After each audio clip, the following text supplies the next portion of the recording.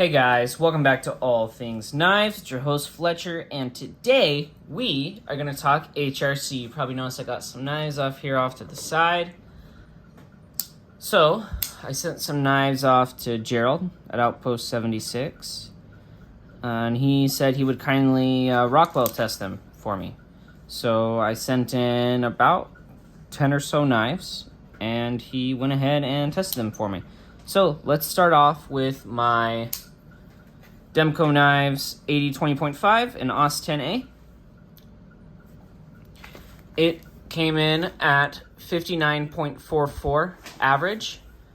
5 tests done by Gerald with a, looks like a low of 59.2 and a high of 59.6. So as you know, for AUS 10A, that's pretty good. That's on the higher end of, I believe, what they advertise, which is the 58 to 60. This should perform rather similar to like 154 CM. And then we have the Civivi Cogent, right, which I did some testing with. Probably going to end up giving this to a friend as a gift. He's been asking me about it, says he really likes it. Said I'd trade him for it, so that's probably going to be the fate of this knife. But it performed rather well with an average of 59.16. Cut around 300 feet of cardboard. So it had a low of 57.2, but a high of 60, which is, you know, with an average of 59.16, that's pretty dang good for 14C28N. It can get even higher, but as far as production goes, that's pretty dang good. We have our S30V PM2.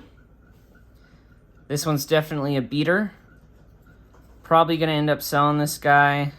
Who knows how much I could even get for it at this point. Alright, S30V PM2 came in at 58.8. So this is almost 59 Rockwell S30V, which most production is 58 to 60. Had a high of 59.0 and a low of 58.4. So that's about probably average S30V from Spyderco, if I had to guess. Okay. Then one more. Then I sent in my Spy 27 Native 5, all right? Which I have not cut test with this yet, but I definitely will. This guy came in at 61.25 average with a high of 61.4 and a low of 61.1, which is about the same that, say, what would come in at about the same as that? Probably S45VN, factory S45VN. Come in similar to that. And that's not bad. S35VN. Right? People really like Spyderco's S35VN. They say it's pretty good. Well, mine came in at... Oh, let me scoot this up for you guys. Mine came in at 58.16 with a low of 57.9 and a high of 58.4. Right? I mean, I noticed that this, you know, like it performed well. Not the best, but it did perform well.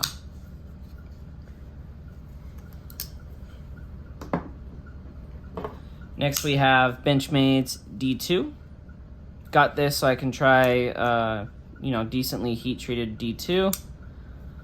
Benchmade, I've heard they do all right with it. 60.5 Rockwell is what this came in at, with a high of 60.7 and a low of 60.1. So we're definitely at the 60 threshold, if not above. Really, really good D2 tends to like to go a little harder.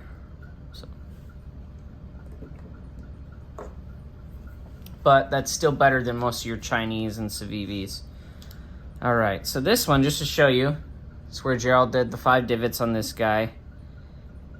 It performed really, really well. The S90V on this Wasp, holy cow. Let me show you guys. 63 Rockwell for an average, with a high of 63.3 and a low of 62.5. In case you're wondering how that lines up with different, like, that's basically custom hardness S90V. So yeah, holding on to this guy. Not to mention, pretty good ergos. Nice thin, full flat grind, and S90V that is at 63 Rockwell. You bet your ass you're going to see a carry on that one. All right. And then me and Gerald were talking one night about Cruwear, and this was around the same time of the DLT drop. So we were talking about it, and Gerald was like, I wonder if they changed the heat treat at all. Like, wonder where this would lie between the Cruwear and the current. And it lines up actually pretty well with the current. So it had a 63.6. So that's pretty good. That's good Cruwear. Had a high of 63.9 and a low of 63.1. So you're definitely at 63 HRC. And that's, you see where that one is right there. You can kind of see it. So that's one there that was done. Can't see any of the others from what I can tell. But this is that satin DLT trading exclusive that they came out with, and that one was at 63.6. My Magnacut Mule that I sent to Gerald is actually still with him. He wanted a chance to carry it and see how 62 HRC Magnacut did. He was going to send it back. I saw one of the videos. You know, where he said he didn't get a chance to carry it. I then texted him and was like, hey Gerald, go ahead, hold on to that, see how it does. I'd like to get your opinion on it.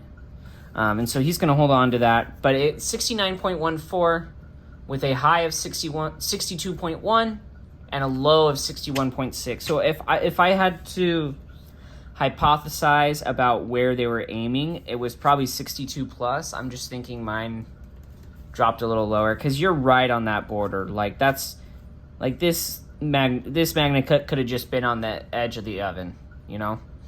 I'm thinking they're aiming for 62 plus, because you see 3 out of 5 are over 62, and even the ones that are under 62 are rather high. So all right guys, that is just some Rockwell information. I do have more knives that I sent over to Gerald, so we'll see how they do, how they come back. As always, leave your questions down below. See if you're curious about any of these. Maybe if you have a question about the spec on these. But thanks to Gerald and his Rockwell machine, we're able to, when I do my testing, we'll be able to throw it into a range. We'll be able to throw it into a range of how it performs due to these Rockwell. All right. Well, thanks for watching. Subscribe if you're not subscribed. Leave a comment down below, and as always, stay sharp.